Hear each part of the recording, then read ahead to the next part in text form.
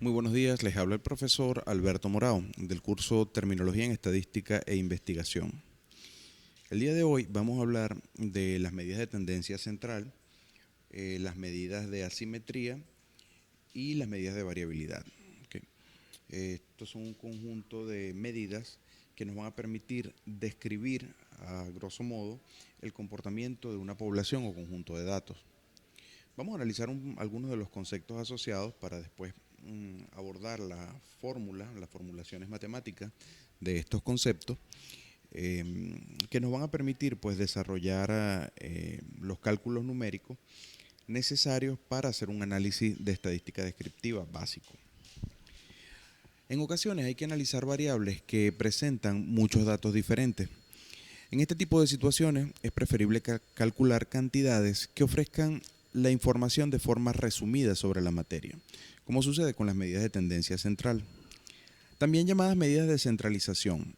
Las medidas de tendencia central son parámetros estadísticos que señalan cuál es el centro de un conjunto de datos o de muestras.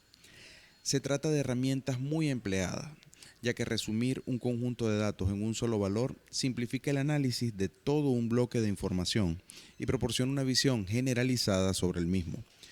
Cuando trabajamos con un conjunto de datos numéricos, es fundamental comprender cómo se relacionan entre sí. Una medida básica de tendencia central es la media o el promedio, que se obtiene al sumar todos los valores y luego dividirlo entre el número total de datos. Sin embargo, cuando analizamos una serie de datos, no solo nos interesa el promedio, sino también evaluar el lugar que ocupa la posición central. Esto es especialmente relevante cuando se trata de una muestra estadística o población amplia, donde identificar la tendencia puede ser más complejo. Otro concepto que maneja una publicación de la Universidad de México señala que las medidas de tendencia central son medidas estadísticas que pretenden resumir en un solo valor un conjunto de valores. Representan el centro en torno al cual se encuentra ubicado el conjunto de los datos. Las medidas de tendencia central más utilizadas son la media, la mediana y la moda. Las medidas de dispersión, en cambio, miden el grado de dispersión o de variabilidad de los valores correspondientes a la variable. Dicho en otros términos, las medidas de dispersión pretenden evaluar en qué medida los datos difieren entre sí. De esta forma, ambos tipos de medidas usadas en un conjunto de datos permiten describir este conjunto entregando información acerca de su posición y dispersión. Como se dijo anteriormente, las medidas de tendencia central más utilizadas son el promedio. El promedio es una cantidad que se obtiene al sumar todos los datos del conjunto y dividirlo entre el número total de datos. El resultado se expresa en la misma unidad que los datos originales, ¿okay? Metros, litros, kilogramos, hora, etc. Al momento de utilizar esta medida de tendencia central en un análisis, es necesario tener en cuenta que considera todas las puntuaciones proporcionadas por la variable, por lo que cuando hay valores extremos, no ofrece una visión general de la muestra. En particular, considero que la media es un valor que debe tomarse con mucha cautela. Cuando analizamos un conjunto de datos en función de su media, como lo dice el concepto, los valores extremos pueden llevar a la media a valores poco representativos de la muestra. Imaginemos por un momento que estamos analizando los datos correspondientes a las edades de las personas que han asistido a la emergencia de un centro hospitalario. Supongamos que tenemos por un momento 20 pacientes, 10 de los cuales tienen una edad de 10 años y los otros 10 pacientes tienen una edad de 40 años. En promedio, cuando uno suma todos esos datos y hace los cálculos correspondientes, se va a obtener una media de 25 años. Si se fijan, esa media de 25 años realmente no corresponde a las edades de las personas que están asistiendo a la emergencia. ¿Ok? Estos son, digamos que, casos extremos o casos hipotéticos, ¿no? En el que, digamos que los datos puedan agruparse de esta manera. 10 personas de 10 años, 10 personas de 40 años. Eh, la media no está siendo representativa de los valores reales de la edad de la población. Es por eso que este valor debe ser acompañado de las medidas de dispersión para tener una visión un poco más realista de lo que está sucediendo en esa distribución poblacional. La mediana, por su parte, es el dato estadístico que ocupa la posición central en un conjunto de datos, cuando estos se organizan en orden de magnitud. En el caso de tener un conjunto de datos impares, la mediana corresponde al dato que en orden creciente o decreciente divida la población en un 50%, es decir, por encima y por debajo de la mediana hay la misma cantidad de datos. En el caso de que tengamos 41 datos, la mediana va a corresponder al dato número 21. Por encima de ellos hay 20 y por debajo de él hay 20 datos también. Recordando que los datos deben estar ordenados. De igual manera, si el número de datos es par, en este caso 40 datos, la mediana va a corresponder a los datos, al promedio entre el dato número 20 y el dato número 19. ¿Por qué? Perdón, entre el dato número 20 y 21. ¿Por qué? Porque por debajo de 20 hay la misma cantidad de datos que por encima de 21. Entonces se va a sumar el dato 20 y el dato 21 y se va a sacar el promedio. Y eso va a ser la mediana cuando el conjunto de datos tiene una cantidad par. Por su parte, la moda es la variable que más se repite en un conjunto de datos o muestra poblacional.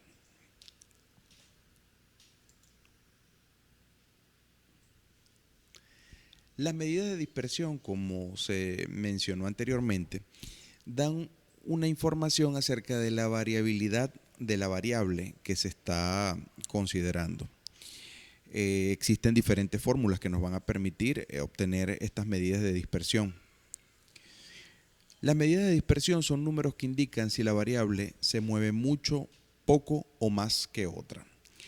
La razón de ser de este tipo de medidas es conocer de manera resumida una característica de la variable estudiada. En tal sentido, deben acompañar a las medidas de tendencia central y juntas ofrecen información de un solo vistazo que luego podremos utilizar para comparar y, si fuera preciso, tomar decisiones. Las principales medidas de dispersión, como se mencionó anteriormente, son la media, la moda y la mediana. Sin embargo, el rango, aunque no es difícil de calcular, también es una medida de dispersión. Disculpen, perdón. Les dije que las medidas de dispersión eran la media, la moda y la mediana. No, esas son las medidas de tendencia central, perdón. Las principales medidas de dispersión son la varianza y la desviación estándar. Sin embargo, el rango, aunque es fácil de calcular, también ofrece una visión acerca de la variabilidad de los datos. ¿Por qué? Porque compara el valor mínimo y el valor máximo y nos permite obtener un valor numérico del rango en el que se están moviendo los datos. ¿Okay? Entonces, se calcula de manera sencilla. Ordenamos los datos y vamos a observar cuál es el mayor de ellos y cuál es el menor de ellos. Y así obtendremos esta medida de dispersión.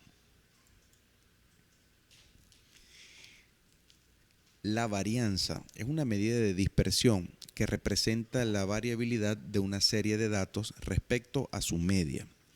Formalmente se calcula como la suma de los residuos al cuadrado divididos entre el total de observaciones. Y su fórmula es la siguiente.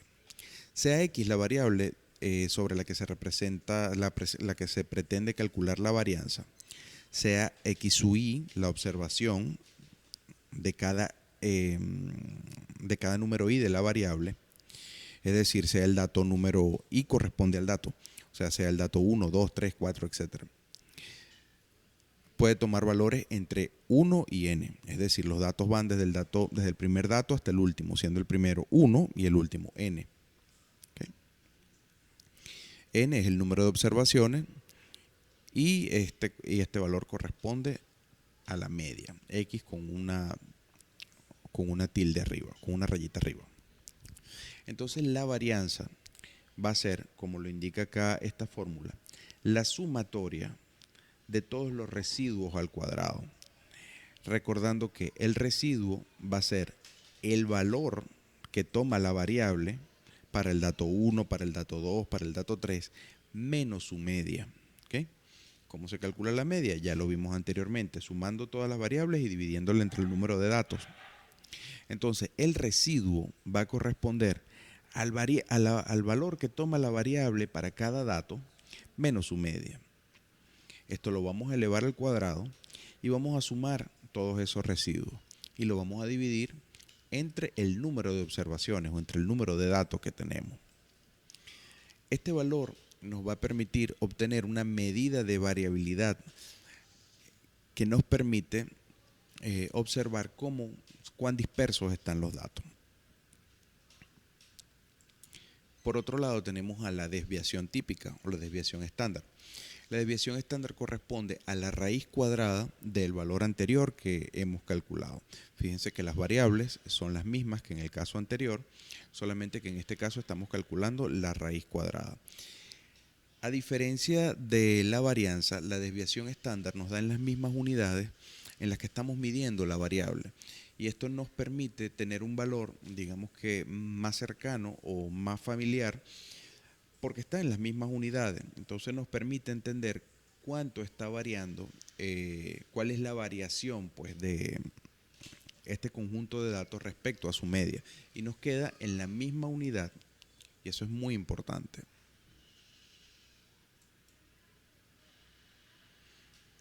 También tenemos como medidas de dispersión el coeficiente de variación. El coeficiente de variación se calcula dividiendo la desviación típica entre el valor absoluto de la media de la variable. Okay.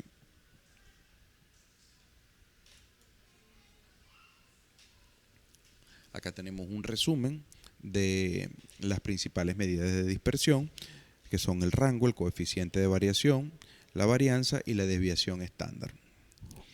Como pueden observar en el gráfico que acompañan a estas ecuaciones, tenemos una representación que nos indica un promedio de 100. Vamos a ver si se logra apreciar cuál es la variable que se está representando. Bueno, está muy pequeña, no se logra apreciar cuál es el nombre de la variable. No importa. Supongamos que tenemos un conjunto de población o dos conjuntos de poblaciones cuya media es 100. Aquí average significa promedio. ¿Okay? Cuyo promedio es 100. Un conjunto poblacional está representado por el color rojo y otro conjunto poblacional está representado por el color azul. Lo que les comentaba anteriormente aquí cobra especial validez, especial importancia, por el tema de el valor promedio como valor representativo de la población. Fíjense que ambos conjuntos poblacionales tienen un promedio de 100, como se observa acá. Sin embargo, la dispersión del conjunto representado por el color rojo es mucho menor que la dispersión de los datos correspondiente al color azul. Y esto se refleja también en el rango. Si hacemos el esfuerzo de visualizar el valor mínimo y el valor máximo del rango correspondiente a la población destacada en color rojo, observamos que el mínimo corresponde aproximadamente a 60, un poquito más arriba de 60, y el máximo está un poquito más arriba de 120. Ese sería el rango de esta población. El rango de la población denotada con el color azul va desde 0 hasta 230, un rango mucho mayor. Entonces, la desviación estándar de la población denotada en color rojo es mucho menor a la desviación estándar correspondiente a la población azul. Aquí tenemos un caso donde las medidas de tendencia central, aunque tengan un mismo valor, las medidas de variabilidad son las que nos permiten describir un poco mejor cuál es el comportamiento de esa población. Existen otras medidas que nos permiten describir un poco más cuál es el comportamiento de cierto grupo o cierto conjunto de datos. Okay, tal sea el caso de las medidas de asimetría. En este caso, podemos valernos del concepto del coeficiente de asimetría, que mide el grado de asimetría de una distribución en relación a su media. Un valor positivo indica que la distribución está sesgada a la izquierda, mientras que un valor negativo indica que está sesgada hacia la derecha. En este caso, este lado corresponde a la izquierda porque si volteamos la proyección, es decir, si nos colocamos nosotros como la proyección, esta sería el lado izquierdo de la cola y esta sería la cola derecha. ¿Okay? Déjenme tomar la herramienta acá de diseño para insertar una línea para que se pueda ver un poco mejor.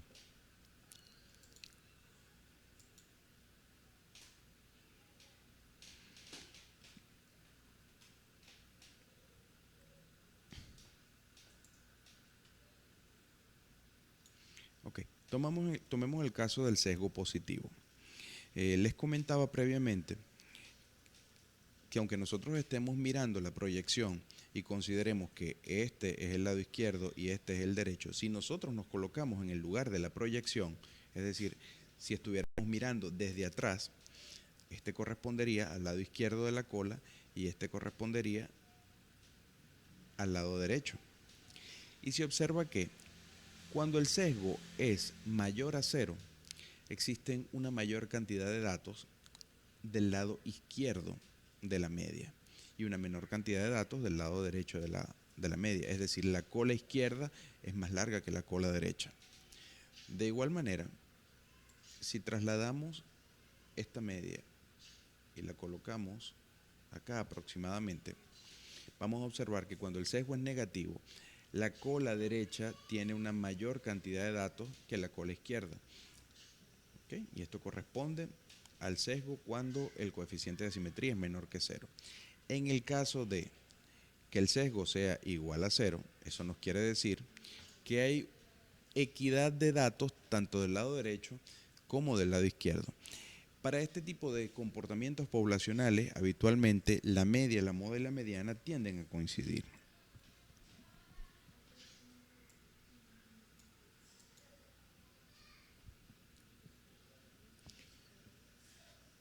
De esta publicación sacamos la siguiente relación. La publicación la pueden conseguir en el enlace aquí debajo. Fíjense, y nos dice lo siguiente. Cuando una distribución de frecuencia es simétrica, la media, la moda y la mediana coinciden en su valor. En este caso, en una distribución binomial simétrica es necesario calcular el promedio de las modas. ¿Qué quiere decir esto? Bueno, yo no diría que son exactamente iguales. Yo diría que tienden a ser valores muy cercanos. ¿Okay?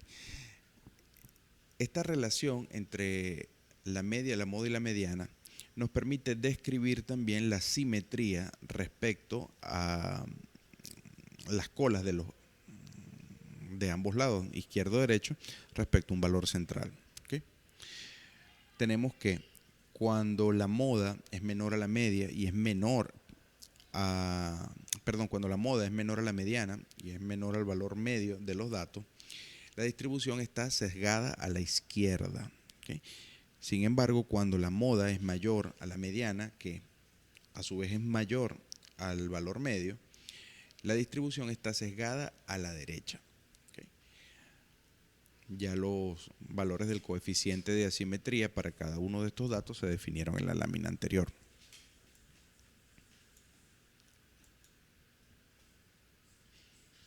Otro parámetro estadístico muy importante a la hora de describir el comportamiento de una población es la kurtosis. La kurtosis se conoce como una medida de apuntalamiento, aunque también está asociada a la variabilidad de los datos. Nos da una relación numérica que nos permite establecer un conjunto de categorías. Cuando la kurtosis tiene un valor mayor que cero, estamos en presencia de una distribución leptocúrtica. Esto quiere decir que existe una gran concentración de los valores en torno a su media. Cuando la kurtosis, tiene un valor igual a cero, se dice que la distribución de los datos es una distribución cercana a la distribución normal. Y cuando la distribución tiene un valor menor que cero, se dice que existe una baja concentración de los valores en torno a su media. ¿Okay? Denotando entonces tres categorías de distribuciones: leptocúrtica, datos muy agrupados; mesocúrtica, una distribución parecida a la distribución normal; y platicúrtica, donde hay una baja concentración de los valores en torno a su media. Si recordamos el ejercicio de ejemplo que vimos en la clase anterior, donde teníamos que esto correspondía a los pesos, cada uno de estos intervalos correspondía a los pesos de los estudiantes medidos en libras, se observa una distribución de la población cercana a la distribución normal. Si no me equivoco, esto da un valor ligeramente menor que cero, indicando que es una distribución platicúrtica. Sin embargo, el valor está muy cercano a cero, lo cual nos da indicios de que esta distribución es casi mesocúrtica.